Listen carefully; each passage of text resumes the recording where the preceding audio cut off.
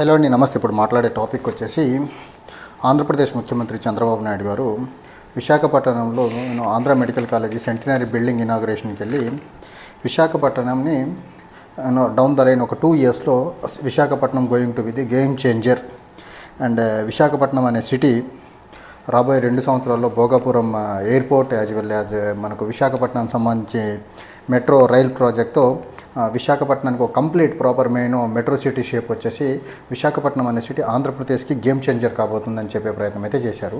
ఆంధ్రప్రదేశ్లో చంద్రబాబు నాయుడు గారు 2014-2019 మధ్యకాలంలో ముఖ్యమంత్రిగా ఉన్నప్పుడు సేమ్ అప్పుడు కూడా అన్ని ప్రగల్భాలు పలిపి ఆంధ్రప్రదేశ్ రాష్ట్రాన్ని భ్రమల్లో ఉంచాడు.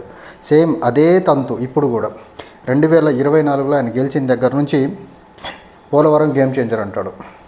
టీసీఎస్ వాళ్ళ కొడుకు నారా లోకేష్ గారేమో టీసీఎస్ గేమ్ చేంజర్ అంటారు. వాళ్ళ కొడుకు నారా లోకేష్ గారు ఏదైనా చిన్నపాటి ఇండస్ట్రీ వస్తుంది వాళ్ళతో మాట్లాడితే సార్ అది గేమ్ చేంజర్ అని ట్వీట్ చేసేస్తాడు ఆయన. చంద్రబాబు నాయుడు గారు తిరుపతికి వెళ్తే తిరుపతి గేమ్ చేంజర్ అంటారు, రాయలసీమకి వెళ్తే రాయలసీమ గేమ్ చేంజర్ అంటారు, నంద్యాలకు వెళ్తే నంద్యాల గేమ్ చేంజర్ అంటాడు, డ్రోన్ సమ్మిట్ పెట్టి డ్రోన్ సమ్మిట్ గేమ్ చేంజర్ అంటాడు. లేకపోతే అనంతపురం జిల్లాకి వెళ్ళి కరువు కాటకాలతో కొట్టుమిట్టాడుతుంటే జిల్లా అనంతపురంకి వెళ్ళి అనంతపురం కూడా గేమ్ చేంజర్ అంటాడు. తను P4 zero poverty scheme launch చేసే క్రమంలో again P4 zero poverty scheme వచ్చేసి అగైన్ గేమ్ చేంజర్ అని చెప్పే ప్రయత్నం చేస్తూ ఉంటాడు. And Swarnandhra Pradesh vision document launch చేస్తా అది కూడా గేమ్ చేంజర్ అని చెప్పే ప్రయత్నం.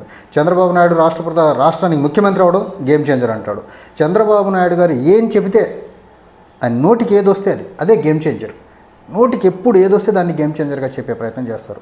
సో చంద్రబాబు నాయుడు గారు రాజకీయాల్లో ఊసరవెల్లిలా ఏ ఎండగా గొడుగు పట్టి ఎన్నికలకి పొత్తులు పెట్టుకుంటూ పొత్తులు మార్చుకుంటూ ఇష్టం వచ్చిన పార్టీలతో అవసరం వచ్చిన రీతిలో పొత్తులు పెట్టుకుంటూ ముందుకెళ్తారు. ఆంధ్రప్రదేశ్ అభివృద్ధి అంశంలో కూడా ఇదే రకమైన గేమ్ చేంజర్ అనే ఒక బూటకప్ మాట. ఆ గేమ్ చేంజర్ సినిమా ఏ పాపాన ఏ పుణ్యాన్ని వచ్చిందో నాకు తెలియదు, కానీ ఆ సినిమా డిజాస్టర్ అయిపోయింది. చంద్రబాబు నాయుడు గారు ఆంధ్రప్రదేశ్ రాష్ట్రాన్ని 2014-2019 మధ్యకాలంలో డిజాస్టర్ చేశారు.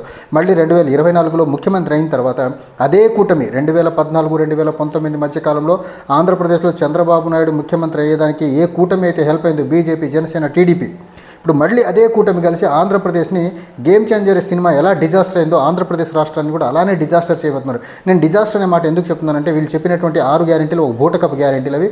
ఇప్పటి వరకు ఇంప్లిమెంటేషన్లో ఒక గ్యారెంటీ తప్ప మిగిలింది ఎక్కడా లేదు. అండ్ బీసీలకి 50 సంవత్సరాలకి పెన్షన్ అంటాడు, దాని గురించి మాట్లాడే ప్రయత్నమే చేయడు. అండ్ జాబ్ క్యాలెండర్ అన్నారు, ఇప్పటివరకు జాబ్ క్యాలెండర్ రిలీజ్ చేయాల. డిఎస్సి నోటిఫికేషన్ అన్నారు, ఇప్పుడేదో నోటిఫికేషన్ ఇచ్చే ప్రయత్నం చేస్తున్నారు. తర్వాత 6 గ్యారెంటీల్లో మిగిలిన గ్యారెంటీల గురించి మాట్లాడితే సంపద ఎలా సృష్టించాలో చెప్పండి, నేను సంపద సృష్టించి పేదలకు పంచే ప్రయత్నం చేస్తానంటాడు. అండ్ ఇంకోటి చెప్పేటువంటి గేమ్ చేంజర్ మర్చిపోయి అమరావతిలో ఏ చిన్నపాటి కంపెనీ వచ్చినా ఏ చిన్నపాటి పని ప్రారంభించినా అది గేమ్ చేంజర్ అనే చెప్పే ప్రయత్నం చేశాడు. సో చంద్రబాబు నాయుడు గారు అసలు కంప్లీట్గా పరిపాలన అనేది కంప్లీట్గా మర్చిపోయి పక్కన పెట్టేసేసి ఎక్కడికి వెళ్తే అక్కడికి ప్రజల్ని ప్రజల్ని మభ్యపెట్టే పని మాత్రం చాలా సక్సెస్ఫుల్గా చేసే పని చేస్తున్నారు. అది కూడా ఈ గేమ్ చేంజర్ అని ఒకటే ఊకదంపుడు ఉపన్యాసాలు. అండ్ విశాఖపట్నం సిటీకి అంత గేమ్ చేంజర్ అయితే విశాఖపట్నం సిటీకి అంత పొటెన్షియాలిటీ ఉంటే విశాఖపట్నం మీకు నిజంగా అంత పొటెన్షియాలిటీ మీకు కనిపిస్తే విశాఖపట్నం ఆంధ్రప్రదేశ్ రాజధాని చేయొచ్చు కదా అమరావతి బదులు. అండ్ విశాఖపట్నంకి ఇంకో అడ్వాంటేజ్ కూడా ఉంది. అక్కడ హైదరాబాద్లో ఎలా నేవల్ బేస్ ఆర్మీ బేస్ ఉందో మనకు విశాఖపట్నంలో నేవల్ బేస్ ఉంది. ఎలా అయితే చెన్నై తర్వాత మనకు బాంబే తర్వాత కలకట్టాకి ఎలా అయితే సీపోర్ట్ ఉందో విశాఖపట్నం కూడా సీపోర్ట్ ఉంది, మేజర్ సీపోర్ట్. అది కూడా మళ్ళీ ఇంటర్నేషనల్ ఎయిర్పోర్ట్ ఉంది, అక్కడ సీ కోస్ట్ ఉంది. అన్ని రకాలుగా అడ్వాంటేజెస్ ఉన్నటువంటి విశాఖపట్నం మీరు చెప్తున్నటువంటి నిజంగా గేమ్ చేంజర్ అయితే విశాఖపట్నాన్ని రాజధాని చేయకుండా అమరావతిని ఎందుకు చేస్తున్నారు? అసలు ఏది లేని దగ్గర మీరు రాజధాని కట్టాలని ఎందుకుంటున్నారు? ఎంతో కొంత ఇన్ఫ్రాస్ట్రక్చర్ పరంగా బెటర్ డెవలప్మెంట్ ఉన్నటువంటి విశాఖపట్నాన్ని రైల్వే కనెక్టివిటీ ఉంది, అమరావతికి రైల్వే కనెక్టివిటీ అది ఇప్పుడు రావాలి. అది సో ఇదంతా మీరు నిజంగా అడ్వాంటేజెస్ పాయింట్ ఆఫ్ వ్యూలో చూసుకుంటే విశాఖపట్నం అడ్వాంటేజెస్ పొజిషన్ కదా. విశాఖపట్నాన్ని ఎక్స్పాండ్ చేయడం ఇంకా ఈజీ కదా, విశాఖపట్నాన్ని ఫర్దర్గా ముందుకు తీసుకెళ్ళడం ఇంకా ఈజీ కదా. ఆల్రెడీ బేస్ ఉంది. సో బేస్ ఉన్నదాన్ని ముందుకు తీసుకెళ్లకుండా ఈయన స్వార్థం కోసం అమరావతిలో రాజధాని పెట్టి అమరావతి గేమ్ చేంజర్ అంటాడు.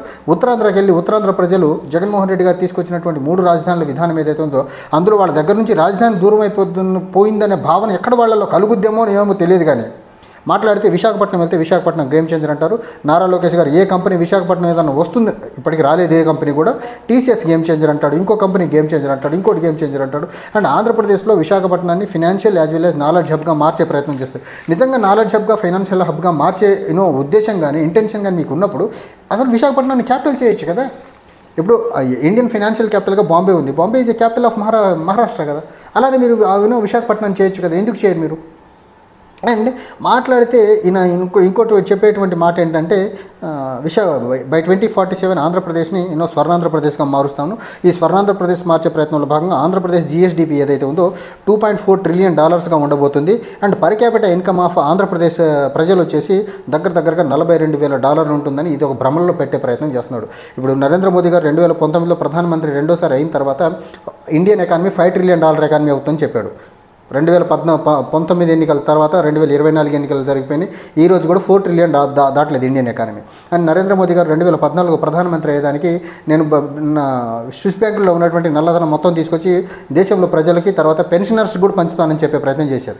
ఈ రోజుకి ఆ డబ్బులు తీసుకురాలి. సో వీళ్ళందరూ ఒకటే యూనివర్సిటీ స్టూడెంట్స్, నరేంద్ర మోదీ గారు, చంద్రబాబు నాయుడు గారు. అంటే ఆ యూనివర్సిటీలో రీసెంట్గా పవన్ కళ్యాణ్ గారు కూడా జాయిన్ అయ్యారు. ఈ ప్రజల్ని మోసపూరితమైన మాటలు చెప్పి ప్రజల్ని ఏమార్చి ప్రజల్ని మోసం చేసే ఒక రాజకీయ గుంపులోకి పవన్ కళ్యాణ్ గారు కూడా జాయిన్ అయ్యారు. ఆయన కూడా మాట్లాడితే చంద్రబాబు నాయుడు గారి నాయకత్వం, మోదీ గారి నాయకత్వం ఒకటే భజన.